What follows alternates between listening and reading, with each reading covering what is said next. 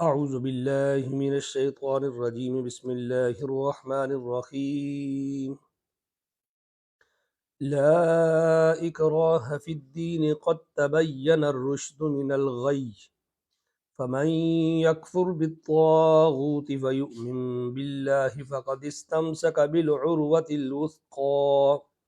لا انفصام لها واللہ سمیع علیم۔ آمنت باللہ صدق اللہ العظیم وصدق رسولہ النبی الکریم الرؤوف الرحیم۔ برادران اسلام، السلام علیکم ورحمۃ اللہ وبرکاتہ۔ آج کے دور میں ایک پروپیگنڈا کیا جاتا ہے، اور پروپیگنڈا یہ کیا جاتا ہے کہ دین اسلام بہت آسان ہے اور مولوی نے اس کو مشکل بنایا ہوا ہے اپنی اجارہ داری قائم کرنے کے لیے، اور بطور دلیل قرآن کریم کی یہ والی آیت کریمہ جو میں نے آپ کے سامنے تلاوت کی ہے یہ پڑھی جاتی ہے۔ جس طرح آپ نے چند دن پہلے دیکھا کہ چیف جسٹس آف پاکستان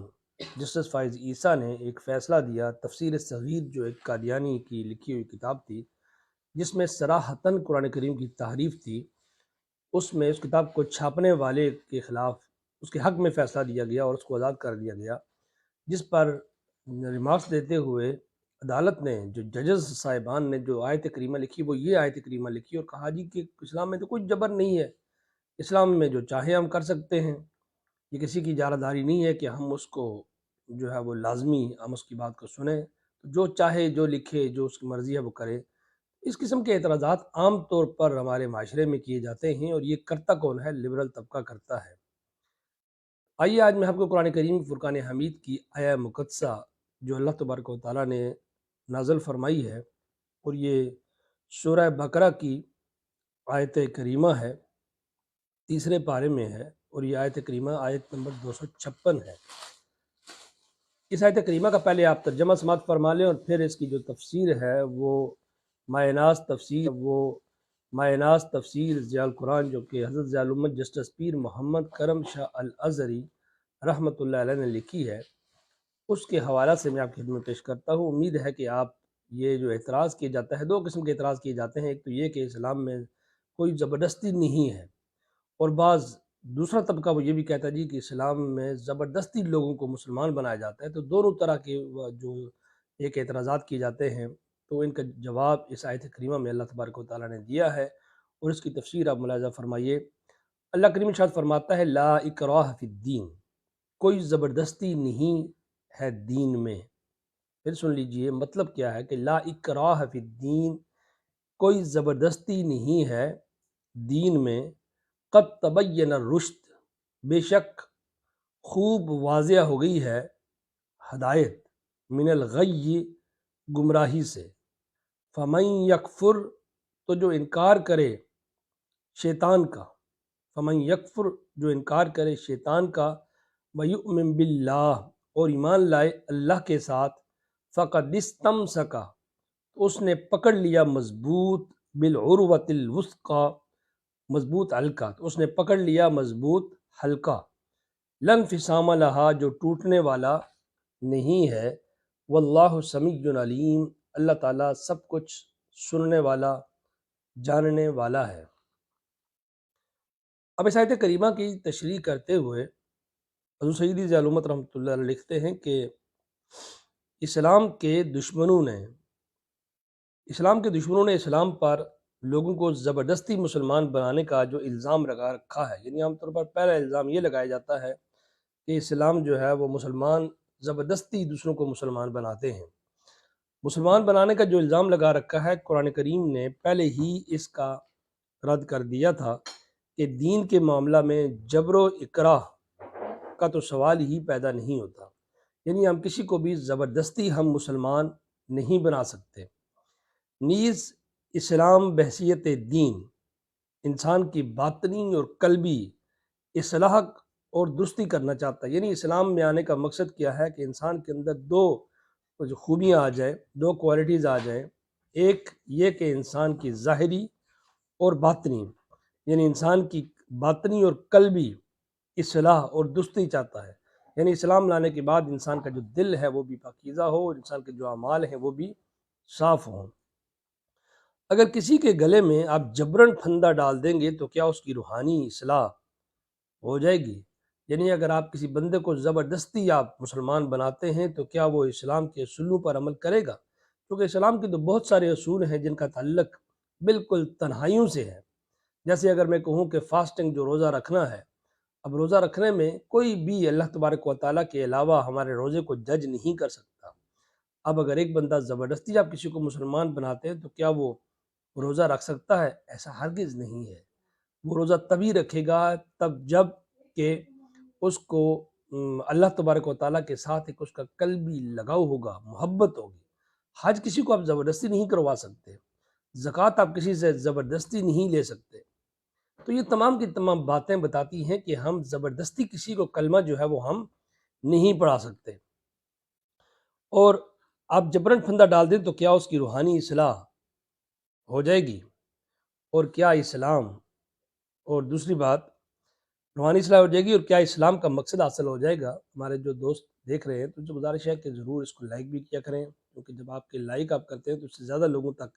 یہ میسج پہنچتا ہے، ان تک ضرور شیئر کیا کریں، ہمارے چینلز کو فالو بھی کیا کریں، اور ZKF یوٹیوب کا جو ہمارا چینل ہے اس کو سبسکرائب بھی کریں، اور زیادہ سے زیادہ شیئر کریں تاکہ ہم قرآن کا جو پیغام ہے وہ آسان طریقے سے دوسروں تک جو ہے وہ پہنچا سکیں، اور یہ آپ کی طرف سے یہ صدقہ جاریہ ہوگا۔ تو میں کر رہا تھا کہ تو کیا اس کی روحانی اصلاح ہو جائے گی اور کیا اسلام کا جو مقصد ہے وہ حاصل ہو جائے گا؟ اگر نہیں اور یقین نہیں تو پھر ایسے شخص کو مسلمان کرنے میں اسلام کو کیا دلچسپی ہو سکتی ہے؟ یہ تو اس بہتان کا نظری تجزیہ ہے۔ اب آپ عملی پہلو پر نگاہ ڈالیے، 14 صدیاں گزرنے کے باوجود بھی آج ہند و پاک کے میدانوں میں، مراکش کے صحراؤں میں، ہمالک کی چوٹیوں اور بحر اوقیانوس کے دور افتادہ جزیروں میں، یورپ کے ہنگامہ زار شہروں میں اور ایشیا کے بیشتر ممالک میں ہر روز 5 دفعہ اذان کی آواز گونج رہی ہوتی ہے۔ کیا جس دین کو ظلم و ستم کے خوف سے قبول کیا ہو تو وہ اس سے لوگوں کی عقیدت کا یہ عالم ہوا کرتا ہے؟ یعنی آج بہت سارے ایسے ممالک ہیں جہاں پر سختیاں ہیں، اس کے باوجود وہاں پر اذان کی آواز جو ہے وہ گونجتی ہے۔ اور آپ جانتے ہیں کہ جس طرح جو ہماری بہت ساری یہ روس کی ریاستیں تھیں جو بعد میں بے شمار اسلامی ممالک بنے، ان کے اندر تو اس قدر جبر تھا، اس قدر ظلم تھا، ستم تھا کہ آپ قرآن کریم گھر میں نہیں رکھ سکتے تھے، آپ قرآن کریم پڑھ نہیں سکتے تھے، آپ قرآن کریم بچوں کو پڑھا نہیں سکتے تھے، آپ مسجد میں اذان نہیں دے سکتے تھے، مسجد کو اوپن نہیں کر سکتے تھے، لیکن وہاں سے بھی اسلام کو کوئی نہیں مٹا سکا۔ اس کی ریزن کیا ہے کہ اسلام جبرن نہیں پھیلایا گیا تھا، بلکہ لوگوں نے اسلام کو خود ایک بہترین دین کے طور پر قبول کیا تھا۔ بلکہ یہاں تو اسلام کے متوالوں کو ستایا گیا، ان پر ظلم و ستم کے پہاڑ توڑے گئے، انہیں تختہ دار پر لٹکایا گیا، سرلا لٹکایا گیا، پروپیگنڈا کے طوفان امٹ کر آئے، لیکن اپنا سر پٹخ کر رہ گئے۔ ان اللہ کے بندوں کو جو عقیدت اپنے رب سے تھی، جو عشق اپنے محبوب اور پیارے رسول صلی اللہ علیہ وآلہ وسلم سے تھا، جو شیفتگی اپنے اس دین برحق سے تھی، اس میں کمی نہ ہوئی۔ لیکن ایک اور چیز بھی پیش نظر رہے کہ اسلام جس طرح یہ گوارا نہیں کرتا کہ کسی کو جبرن مسلمان بنایا جائے، اسی طرح وہ یہ بھی برداشت نہیں کرتا کہ کوئی اس کے ماننے والوں پر تشدد کرے، انہیں اسلام سے برگشتہ کرے، اور جو خوشی سے اسلام کی برادری میں شریک ہونا چاہے ان کو ایسا کرنے سے زبردستی روکا جائے۔ یہ بھی بعض اوقات دیکھنے میں آیا، اور بہت سارے ایسے واقعات میری اپنے ذاتی معلومات میں بھی ہوئے کہ لوگوں نے اسلام قبول کیا، اور اسلام قبول کرنے کے بعد گھر والوں نے سختیاں کی اور کوشش کی کہ یہ پھر اسلام کو چھوڑ کر واپس مرتد ہو جائیں، تو اسلام اس کی اجازت نہیں دیتا، بلکہ یہ اسلام کا یہ فرض بنتا ہے، اسلامی بھائیوں کا یہ فرض بنتا ہے، اسلامی مملکت کا یہ فرض بنتا ہے، اگر کسی مقام پر اس طرح کی کنڈیشن ہو تو وہ اپنے اس مسلم بھائی کی بھرپور حمایت کرے، اس کا ساتھ دے، جس کو زبردستی پھر اس کی اپنی خوشی سے اسلام قبول کرنے کے بعد اگر زبردستی اسے کافر بنایا جا رہا ہے، اس سے اسلام نے روکا ہے۔ اور اگر کہیں ایسی صورت پیدا ہو جائے تو اسلام اس وقت اپنے ماننے والوں کو حکم دیتا ہے کہ وہ ایسی حالت میں وہ ظالم قوت کا مقابلہ کریں، اور یہی اسلام کا نظریہ جہاد ہے۔ اسلام کے بعض نکتہ چین جہاد کو لا اکراہ فی الدین سے تعبیر کرتے ہیں اور اس پر اپنی ناپسندیدگی کا اظہار کرتے ہیں۔ یعنی ایک اور طبقہ جس کا میں نے شروع میں ذکر کیا، وہ کہتا ہے جی اسلام میں جہاد والی بات تو بالکل غلط ہے، کیونکہ اسلام نے تو بڑا ہی یہ امن کا دین ہے، محبت کا دین ہے، یہاں تو ہم کسی کے ساتھ جنگ بھی نہیں کر سکتے۔ اب یہاں پر اس پر اپنی ناپسندیدگی کا وہ اظہار کرتے ہیں، تو وہ بھی سن لیں کہ اسلام ان کی خوشنودی کا پروانہ حاصل کرنے کے لیے اپنے ماننے والوں کو دشمنان دین و ایمان کے جور و ستم کا تختہ مشق بننے کی اجازت نہیں دے گا۔ ساتھ ایک اور بات بھی عرض کرتا چلوں کہ اس کا ایک اور مفہوم بھی ہے، وہ یہ سمجھ لیجئے کہ لا اکراہ فی الدین کہ دین میں کوئی جبر نہیں، لیکن یہ یاد رکھیں کہ دین میں حدود بھی ہیں، یعنی جبر تو نہیں ہے لیکن دین میں حدود ہیں، لمٹس ہیں، قیود ہیں، ان کی پاسداری کرنا ہر بندہ مومن پر ضروری ہے۔ دیکھیے جب تک آپ نے اسلام قبول نہیں کیا اس وقت تک آپ کو کوئی مجبور نہیں کر سکتا، لیکن جب آپ نے اسلام قبول کر لیا تو اسلام قبول کرنے کے بعد پھر اسلام کے جو رولز ہیں وہ فالو کرنا پڑیں گے آپ کو۔ آپ یہ کہیں کہ میں نے اسلام تو قبول کر لیا لیکن اب میں نے روزہ نہیں رکھنا، اب میں نے نماز نہیں پڑھنی، اب میں نے لوگوں کا حق کھانا ہے، اب میں نے سود کھانا ہے، اب میں نے جو دیگر اسلام کے خلاف ایکٹیویٹیز ہیں ان کو میں نے اختیار بھی کرنا ہے، اور میں نے اپنے اوپر مسلمان کا لیول بھی لگا کے رکھنا ہے، تو یہ چیز جو ہے وہ ناروا ہے، کیونکہ یہ اللہ تبارک و تعالیٰ کی طرف سے حدود و قیود ہیں، ان کو کراس کرنے کی اجازت نہیں ہے۔ کیونکہ اگر لا اکراہ فی الدین کو ہم لیں اور پھر ہم یہ کہیں جی کہ روزے کی حالت میں ہم روزے میں جو مرضی ہے کریں، ایسا نہیں ہے۔ جب تک ہم مسلمان نہیں تھے تو ہم روزہ رکھیں نہ رکھیں ہمارے لیے کوئی جبر نہیں ہے، کیونکہ پھر لازمی بات ہے ہم نے پنشمنٹ جو قبول کرنی ہے وہ کرنی ہے۔ جب تک ہم مسلمان نہیں تھے ہمارے اوپر زکوٰۃ فرض نہیں تھی، جب تک ہم مسلمان نہیں تھے اسلام کے دیگر احکامات ہمارے لیے نہیں تھے، لیکن جب ہم مکلف ہوئے، جب ہم نے اسلام اپنی مرضی سے قبول کر لیا، اس کے بعد پھر یہ چون چرا کرنا کہ نہیں فلاں چیز کو ہم مانیں گے اور فلاں کو ہم نہیں مانیں گے، اور پھر یہ کہنا کہ اسلام جو ہے یہ مولوی نے اس کو بالکل تنگ کر کے رکھ دیا، اسلام بڑا آزاد ہے۔ اسلام کو مولوی نے جو ہے وہ قید نہیں کیا ہوا، مولوی نے تو صرف اور صرف اسلام کی آپ کو تشریح بتائی ہے۔ اسلام کی جو حدود ہیں، ایک عالم دین آپ کو وہ حدود بتاتا ہے کہ جناب یہاں تک یہ حدیں ہیں، ان کو آپ کراس نہیں کر سکتے، یہاں تک تو آپ جا سکتے ہیں لیکن یہاں سے آگے اگر آپ جائیں گے تو اس بات سے پھر ہم آپ کو روکیں گے۔ کیوں؟ اللہ تبارک و تعالیٰ نے ہمیں قرآن کریم میں واضح طور پر، اور حضور نبی اکرم صلی اللہ تعالیٰ علیہ وآلہ وسلم نے اپنی تعلیمات میں واضح طور پر ہمیں بتا دیا کہ یہ حدود و قیود ہیں، ان کو ہم کراس نہیں کر سکتے۔ اگر ان حدود و قیود کو کراس کرنے سے روکنے کا آپ کو ایک عالم دین حکم دیتا ہے یا آپ کو بتاتا ہے، تو اس کا مطلب قطعاً یہ نہیں ہے کہ آپ اس کے اوپر اس کے خلاف جو ہے پروپیگنڈا شروع کر دیں اور آپ یہ کہیں کہ مولوی نے دین کو تنگ نظر بنا دیا ہے۔ مولوی نے تنگ نظر نہیں بنایا، مولوی جو کہتا ہے آپ کو کہ آپ کھانا کھاتے ہوئے آپ حلال کھائیں، کھانا کھاتے ہوئے وہ چیزیں نہ کھائیں جس نے اسلام نے جن چیزوں سے روکا ہے، اور آپ اپنے لباس میں، اپنی خوراک میں، اپنی رہائش میں، اپنی گفتگو میں، اپنے روزمرہ کے معاملات میں، اپنی شادی بیاہ میں، اپنی کاروبار میں، اپنے بزنس میں، کون سا بزنس آپ اختیار کر سکتے ہیں، کون سے نہیں کر سکتے، کون سی چیز آپ یوز کر سکتے ہیں، کون سی چیز آپ یوز نہیں کر سکتے، تو یہ تمام کی تمام حدود ہیں۔ اگر یہ حدود آپ کو بتائی جاتی ہیں تو یہ حدود تو ایک نارمل لائف کا حصہ ہے۔ یوں سمجھ لیجئے کہ ایک بندہ جب بیمار ہوتا ہے وہ ڈاکٹر کے پاس جاتا ہے، اب ڈاکٹر اس کو بتاتا ہے کہ تمہارے اندر یہ پرابلم ہے، اور اس پرابلم کو اگر آپ جو ہے ختم کرنا چاہتے ہیں تو آپ نے فلاں فلاں فلاں چیزوں کو آپ نے اوائڈ کرنا ہے۔ اب اگر ہم آج تک میں نے کبھی نہیں دیکھا کسی شخص نے یہ کہا ہو کہ فلاں ڈاکٹر جو ہے وہ بڑا ظالم ہے، اس نے صحت کو اپنے کنٹرول میں کیا ہوا ہے، ان لوگوں کو کھانے نہیں دے رہا، ایک شوگر کے مریض کو وہ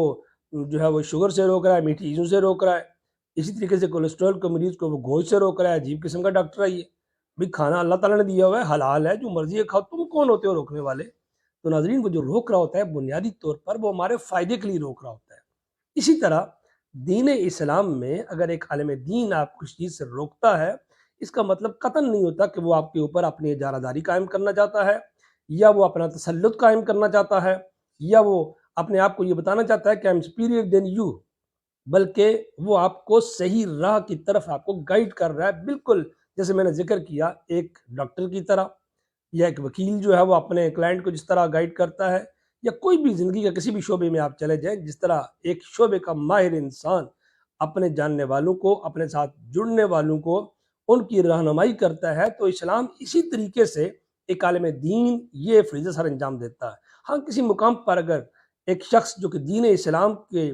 جو بنیاد جو مبادیات ہیں وہ اس کو معلوم نہیں ہے،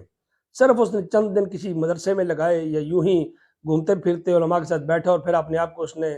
عالم اجل جو ہے وہ سمجھ لیا اور پھر اپنی مرضی سے فیصلے کرنے لگا، اس کی بھی ہم مذمت کرتے ہیں۔ اس کا بھی اسلام کی ہمیں اجازت اس بات کی بھی نہیں دیتا کہ ہم